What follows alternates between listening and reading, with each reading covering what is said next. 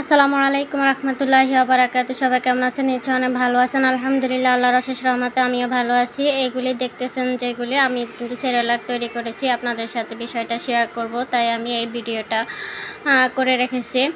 বাচ্চাদের স্বাস্থ্যের জন্য সব কিছু মিলায় আমরা হোমমেড সেরেলাকটা বাসায় তৈরি করে যদি খাওয়াইতে পারি তাহলে সবচাইতে ভালো হয়, কারণ সব বাচ্চারা সব কিছু খেতে পছন্দ করে না।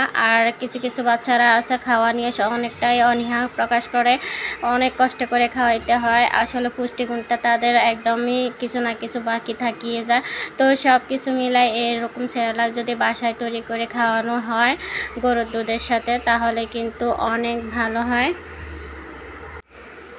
তো আমি আমার বাচ্চার জন্য এই সেরেলাকটা তৈরি করছি। আর এই সেরেলাকটা কিন্তু 6 মাস বয়স থেকে একদম 10 বছর বাচ্চারাও খেতে পারবে। এখানে আমি নিয়েছি আতপ চাউল, তারপর মসুরের ডাল, আর তার নিয়েছি আমি ছোলার ডাল, চিলা ছোলা যেটা সেটা, আর 5 রকমের বাদাম নিয়েছিলাম।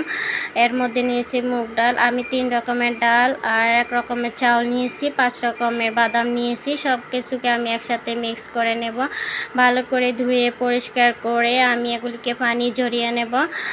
তো আমি এগুলাকে খুব ভালো করে ধোয়ার জন্য চলে আসছি। আমি খুব সুন্দর করে ধুয়ে নেব। আসলে বাসায় তৈরি করা খাওয়া বাচ্চাদের জন্য, এমনকি বাসার সবার জন্য অনেক অনেক স্বাস্থ্যকর। চেষ্টা করবেন বাচ্চাদেরকে যে কোনো খাবারই বাসায় তৈরি করে খাওয়াতে। এতে করে কিন্তু আমাদের বাচ্চারা সুস্থ থাকলে আমরা মায়েরাও অনেকটা সুস্থ থাকি। যাই হোক, আমি কিন্তু খুব ভালো করে পরিষ্কার করে ধুয়ে নেব। যতক্ষণ পর্যন্ত এখান থেকে ভালো করে পরিষ্কার পানি বের হয় ততক্ষণ পর্যন্ত এগুলাকে আমি ধুয়ে নেব। তো আমি কয়েকবার করে ভালো করে ধুয়ে নিয়েছি।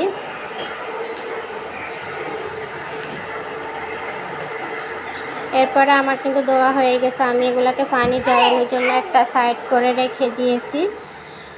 তো পানি ঝরানোর পরে আমি কিন্তু এবার ভালো করে এগুলাকে টেলে নেব। এখান থেকে যখন সুন্দর একটা গ্রান বের হয়ে আসবে তখন আমি এগুলাকে টেলে নেব।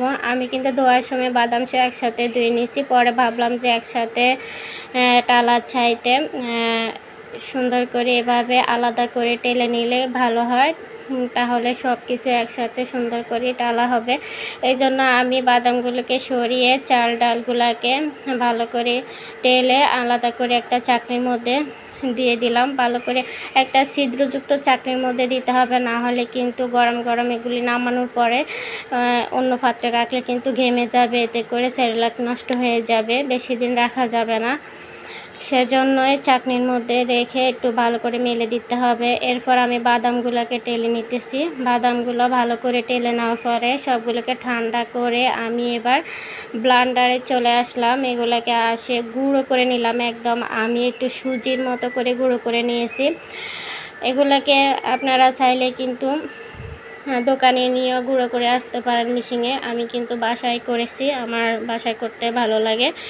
এই যে আমার সেরেলাকগুলি তৈরি করা হয়ে গেছে। যদি ভালো লাগে চ্যানেলটাকে সাবস্ক্রাইব করবেন, পেজটাকে ফলো দিবেন আর আমার সাথেই থাকবেন। এভাবে আমি কিন্তু নর্মাল ফ্রিজে রেখে প্রায় 6 মাসের মধ্যে খাওয়াতে পারবো।